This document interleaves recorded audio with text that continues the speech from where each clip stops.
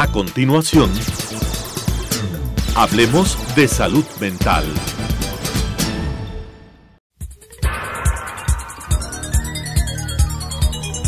Las opiniones vertidas en este espacio por la producción y dirección del programa son de exclusiva responsabilidad de sus autores y de quienes intervienen en ellos.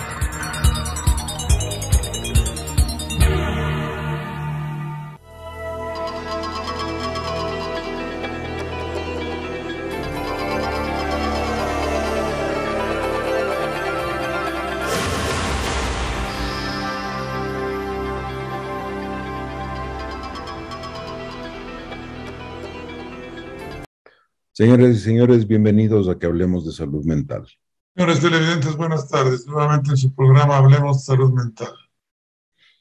Primero, antes de entrar en el tema que propusimos continuar la semana pasada, que era sobre depresión y tristeza, las diferencias, las características, las formas de ayudar en cada uno de estos, pues, formas de reaccionar de las personas ante diferentes eventos, vale la pena que mencionemos algo en relación a nuestro tema habitual, semanal, ya 2 años sobre el mismo tema de COVID, vacunas, y también vale la pena mencionar el hecho de estas controversias que empiezan a darse, estos informes de un lado y de otro que a veces confunden muchísimo a la gente, que por un lado se abran las posibilidades de volver a las aulas, por otro lado que hay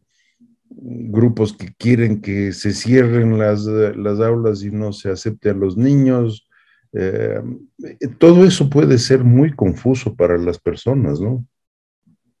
Sí, puede ser muy confuso, y si a eso le añades a más de esta discrepancia de hace un par de días, que sí clases o no clases, pues ahora también era sí estadio o no estadio, ¿no?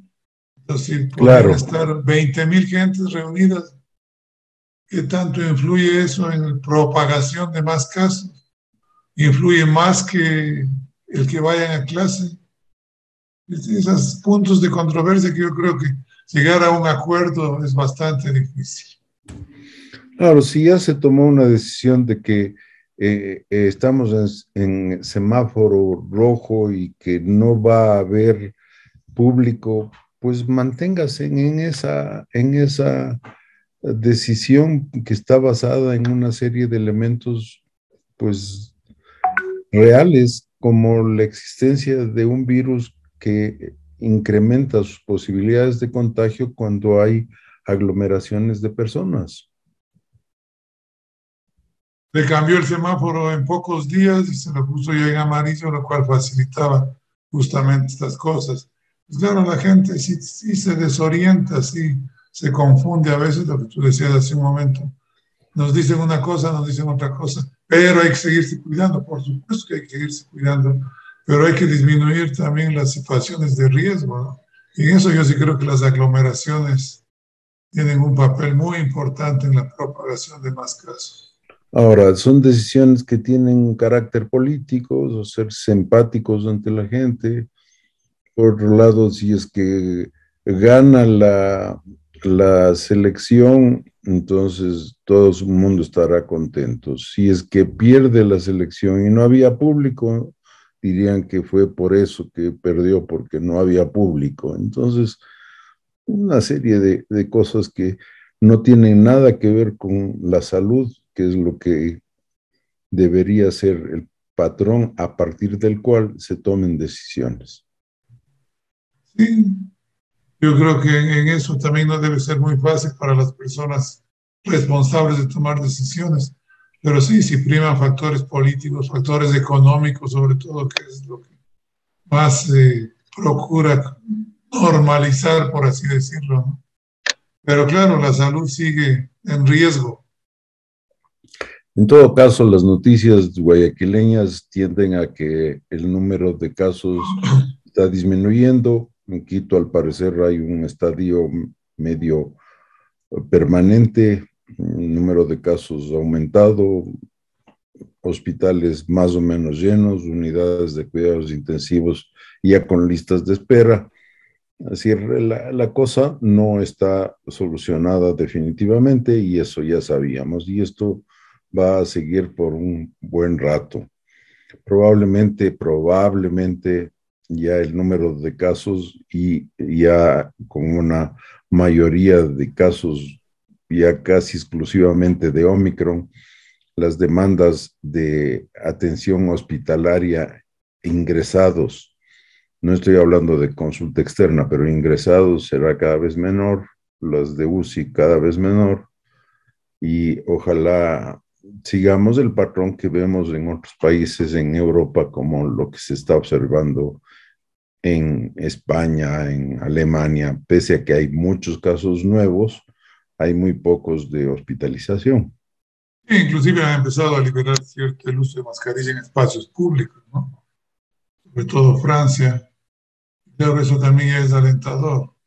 Sí, esta nueva variante, ya se lo he dicho, sí es más contagiosa, un poco más leve, no para confiarse, no para no darle la importancia que se merece, pero sí un poco a lo mejor menos peligrosa que las anteriores. Esperemos que no haya varios picos ni haya más nuevas variantes. Creo que vale la pena, como por última vez o todas las veces que sean necesarias, mencionar que sí, que hay mucha gente confundida con el asunto de estar con 2 o 3 dosis de vacunas y haberse contagiado. Sí, es cierto, la posibilidad de contagio todavía existe. Las vacunas no necesariamente han sido diseñadas para todas las variantes posibles del virus, pero de una manera u otra se ha puesto en evidencia de que las vacunas sí evitaron que la gente se agrave y termine intubada o con terapia intensiva o muerte.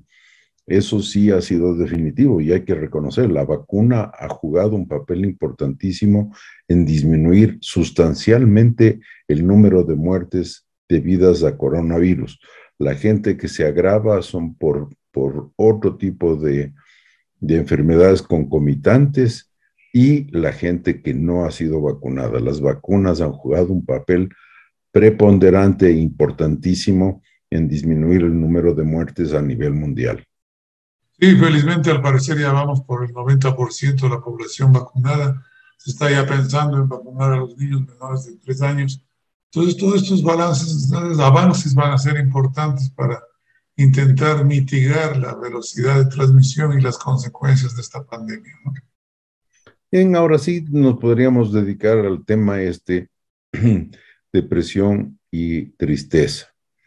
La tristeza, como mencionábamos, es un sentimiento que todos los seres humanos vamos a experimentar a lo largo de nuestra vida. Respondemos con tristeza ante eventos que nos producen tristeza, como la pérdida de un ser querido, la pérdida de un bien amado, la pérdida de algo que apreciamos. Eso es una respuesta normal, así como la alegría es una respuesta, una emoción también normal ante eventos que sean agradables, que nos produzcan alegría. Y la ira, que también la vamos a experimentar ante eventos que nos produzcan malestar, ante un resultado o una prueba que hemos sido sometidos y que la respuesta puede ser la de ira. Todos los seres humanos tenemos todos estos sentimientos. Cuando hablamos de depresión, no hablamos de tristeza, hablamos de una enfermedad que tiene como uno de sus elementos importantes la tristeza, pero no es la tristeza. Y como todo el mundo ha experimentado tristeza y cree que la depresión es solamente tristeza, tienden a creer que la gente puede sobreponerse simplemente como si fuera una cosa natural que va a pasar. Y en muchos casos, esta enfermedad se puede agravar y tener consecuencias fatales. Sí, y no, como bien tú has dicho, no es solo la tristeza. Uno puede estar triste y no necesariamente deprimido, hay que insistir en eso. Cuando la depresión se instaura ya, evidentemente que va a haber tristeza. Podemos también decir que hay casos muy contados, muy especiales, en los cuales no es lo predominante la tristeza. Pero en una depresión típica, clásica, pues no va a haber solo la tristeza, sino una serie de otros síntomas, tanto físicos como emocionales, que sí nos ayudan fácilmente a diferenciar al estar solo triste. Como tú mencionabas, es un sentimiento que todos podemos haberlos experimentado en alguna ocasión. Yo creo que el ejemplo más claro es el de un duelo, ¿no? A veces en familiar uno se pone muy triste, pero no necesariamente se pone deprimido. La cosa es que de ahí se puede pasar a un estado de depresión, pero la reacción inicial generalmente es de tristeza.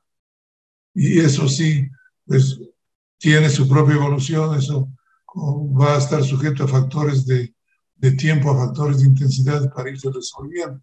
Una depresión, pues yo diría que en la mayor parte de casos, por no decirlo todos, necesita la intervención del médico para intentar solucionar esos cuadros de depresión. Pacífico, ¿cómo le podríamos explicar a nuestros amigos televidentes qué hace que en algunas personas la tristeza se convierta en depresión? Yo creo que depende de algunos factores, ¿no? A ver, yo creo que la parte genética juega un papel importante. No quiero decir con esto que la depresión sea una enfermedad hereditaria, pero sí hay lo que llamamos carga familiar. Es decir, si yo he tenido familiares antepasados que han presentado cuadros depresivos, este es ya un factor de riesgo, ya tengo una vulnerabilidad. Entonces quizás eso va a contribuir a que un cuadro de tristeza se me transforme en depresión. También los hábitos de la persona, una persona que ingiere alcohol con frecuencia, por ejemplo. Muchas veces sí sucede esto, que una persona triste quiere quitarse la tristeza ingiriendo alcohol. Eso también puede llevar a que esto se vaya transformando en un cuadro depresivo. Y también la intensidad del estímulo, ¿no? No es lo mismo que que se muera un familiar cercano, que eso le ocasione tristeza, a que se fallezca un familiar no muy cercano, que sí, que nos da pena, nos da tristeza, pero no afecta, no cambia en sí nuestro estilo de vida. Claro que creo que has resumido bastante bien cuáles serían los factores que pueden llevar a que la gente se deprima.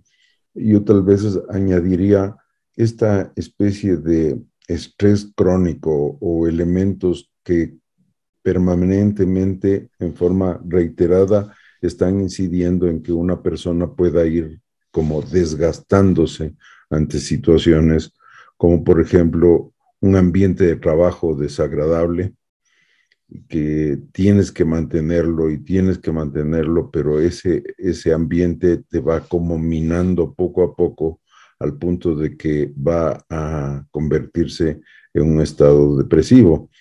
Igual el dolor, ¿no? Hay mucha gente que transcurre con enfermedades con dolor crónico y el dolor crónico podría llevarle a que la persona termine deprimiéndose. En algunos casos, algunos medicamentos utilizados para otras enfermedades también de una manera u otra podrían desencadenar en cuadros depresivos. Hay medicamentos como, por ejemplo, para la hipertensión arterial que alteran algunas de las sustancias que tienen que ver con el estado de ánimo, y en personas que tienen esa vulnerabilidad de la que hablábamos genéticamente, podrían desarrollar también como respuesta al efecto colateral indeseable de algunos medicamentos como los antihipertensivos. Y también añadiríamos situaciones de conflicto, ¿no? No solo que estarían en relación con el estrés crónico que tú manifestabas, pero situaciones de conflicto familiares, por ejemplo, personales, que no han sido resueltos oportuna y adecuadamente, también serían un factor de riesgo que nos predispongan a pasar de un cuadro de tristeza a un cuadro de depresión.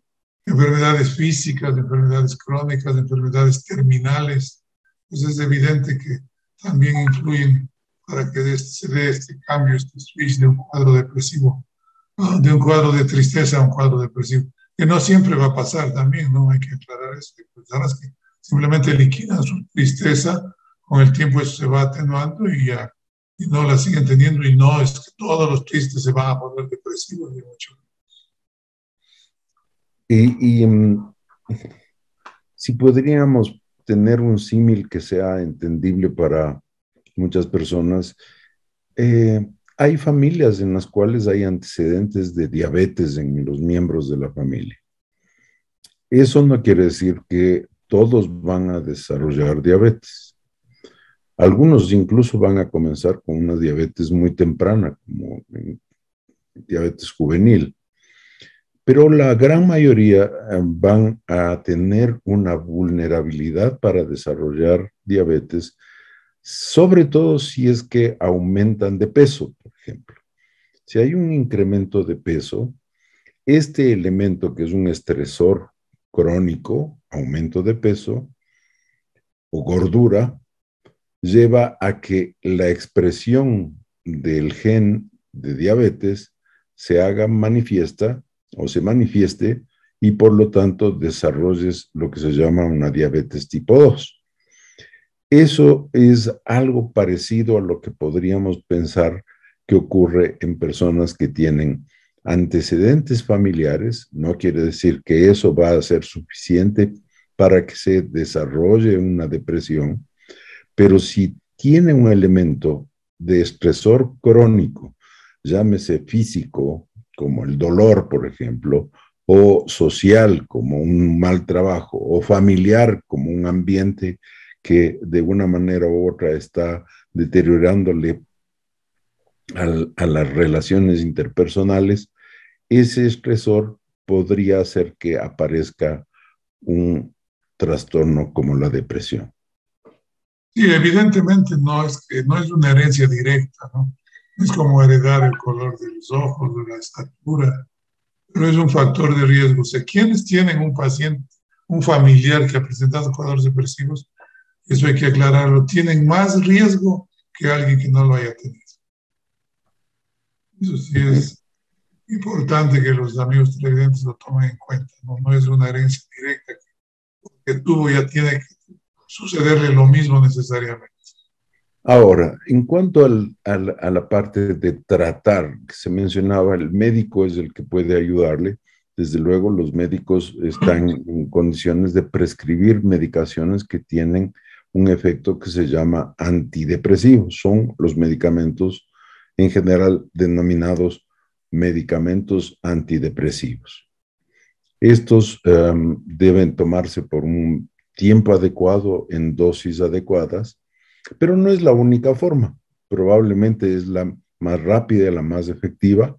Hay otras personas que prefieren trabajar durante el periodo de depresión con psicólogos o psicoterapeutas que podrían ayudarles con terapia de apoyo a ir enfrentando las dificultades que la depresión va generando, y esto va a tomar probablemente un tiempo más largo, pero sí es una forma de ayuda, especialmente para algunas personas que no quieren en absoluto tomar ninguna medicación, pero sí están dispuestas a recibir una ayuda psicoterapéutica. Hay formas naturales de tratarse la enfermedad, como hacer ejercicio, etcétera, etcétera. No son tan efectivas como los tratamientos médicos que antes hemos mencionado, pero sí, tal vez incluso podríamos decir que en muchos casos la depresión es una enfermedad autolimitada, que en un momento dado podría desaparecer solita de un rato para el otro, así como vino, podría irse. Y en otros casos, cronificarse y hacer de la vida una vida miserable por el resto de la vida.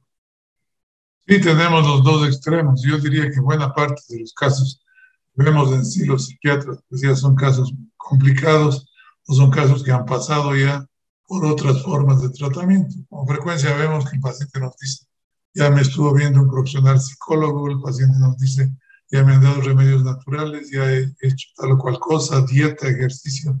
Y cuando aceptan, porque eso también les cuesta mucho a veces, el aceptar que requieren un tratamiento psiquiátrico es cuando los cuadros ya se han complicado.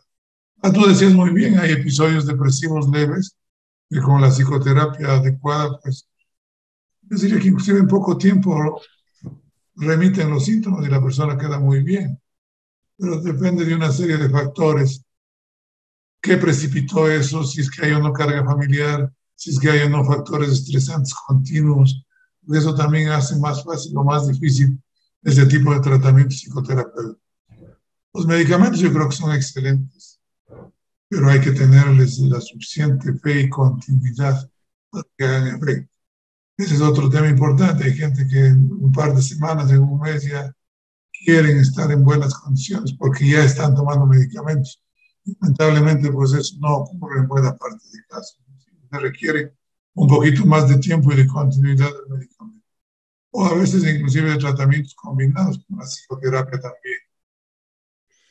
Y ahora que has mencionado la respuesta de los medicamentos y la efectividad que estos tienen, la seguridad que tienen, el hecho de que no son adictivos, que es importante señalar. La gente en general también se ha acostumbrado a que la medicación, si es que ya estoy tomando una medicación, esta actúe inmediatamente. Es decir, si es que ya estoy tomando el antidepresivo y llevo una semana y me siento igual o hasta peor porque me ha dado algunos efectos colaterales, es que esa persona no fue adecuadamente informada de que el antidepresivo se demora varias semanas en empezar a actuar y dar una respuesta. No va a haber una mejoría inmediata, es decir, me tomo el antidepresivo y para el otro día yo voy a estar bien. Por otro lado, si es que la persona ha mantenido la dosis adecuada durante 2, 3, 4 semanas, 5 semanas, al mes y medio probablemente la persona se siente muy bien. Y muchas personas le van a decir, pero ¿para qué vas a seguir tomando medicamentos si ya estás muy bien?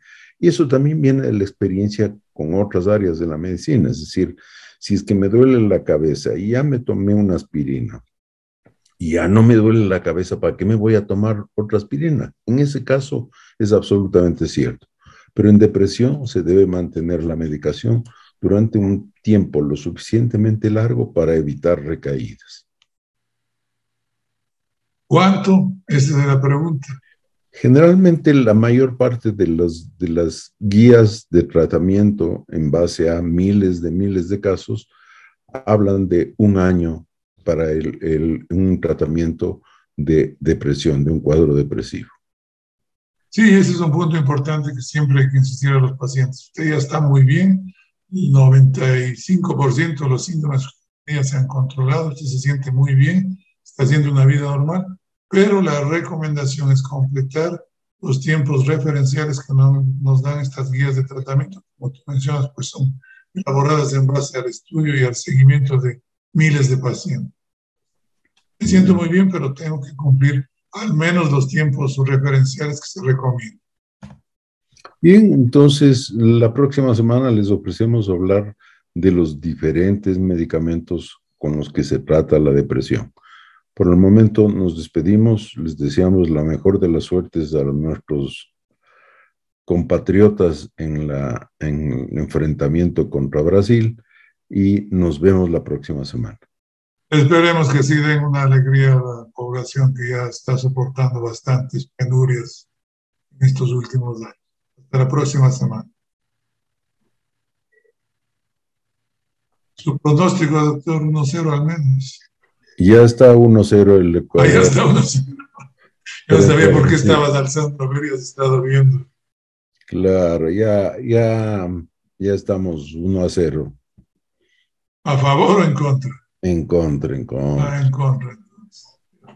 Ya es 1-1, entonces. Ojalá. Nos veremos hasta la próxima.